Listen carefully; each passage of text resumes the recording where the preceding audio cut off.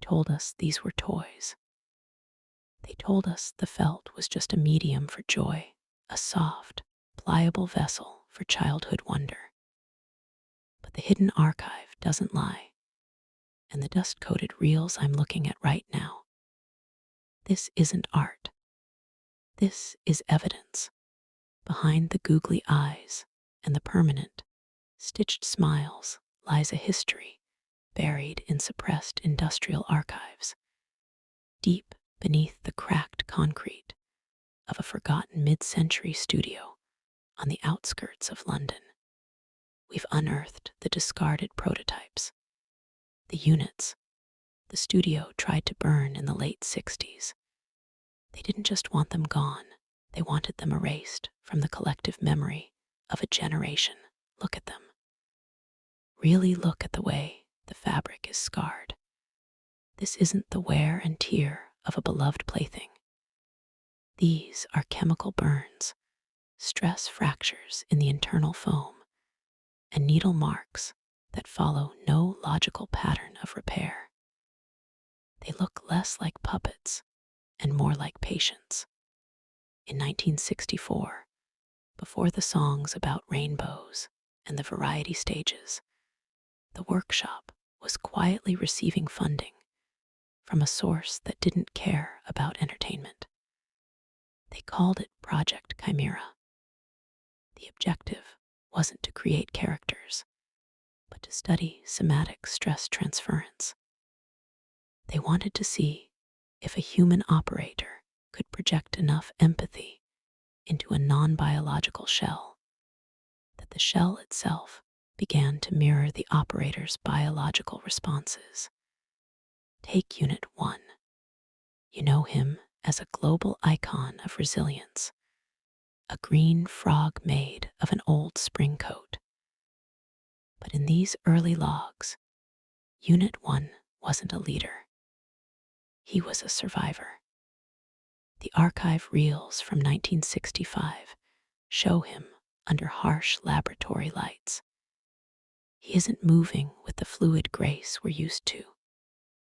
His movements are jagged, punctuated by unprovoked mechanical spasms.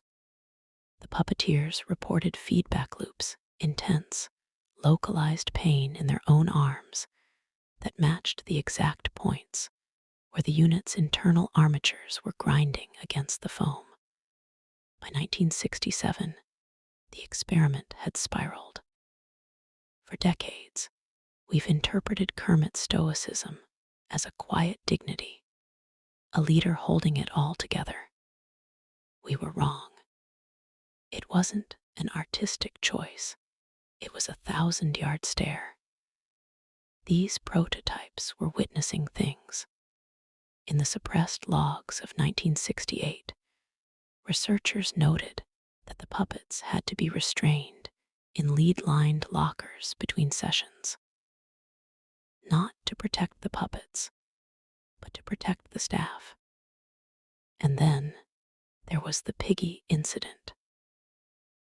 The character we know as a comedic trope of violence was, in her original form, a manifestation of the experiment's volatility. The archive contains a single, grainy audio recording from a late-night session where the prototype's reactions became so violent that the studio was evacuated. When the security teams returned, they found the fabric of the set shredded, but no one was inside the puppets. The felt was bruised, not stained, not torn, bruised.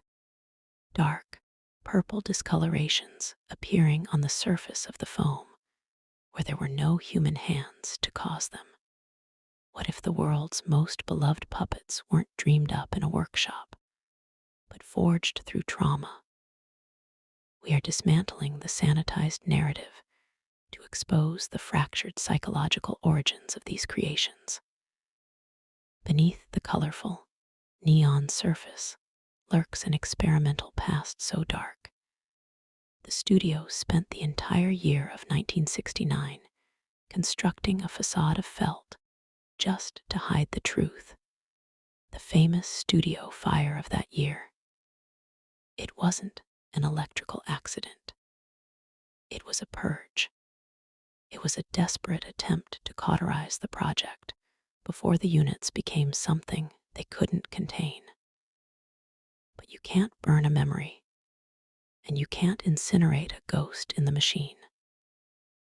The Muppets we see today, the ones on our screens, are hollow shells. They are sanitized copies, carefully reconstructed to look like the originals, but stripped of the volatility that made Project Chimera so dangerous. As I stand here in the silence of the hidden archive, looking at the tattered remains of what was once Unit 1, I realize the silence isn't empty. It's heavy. The cameras stopped rolling decades ago, and the files were stamped redacted. But the felt, that porous, absorbent skin, still holds the echo of the somatic transfer. We were taught that these creatures were extensions of the human hand, but the archive suggests the hand was merely the conductor for something far older and less kind. We look at the Muppets and see joy because that is what we were programmed to see. We were the final phase of the experiment, the mass empathy calibration.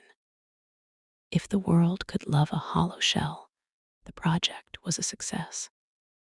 But as I reach out to touch the scarred fabric of the prototype's throat, I don't feel foam or wire.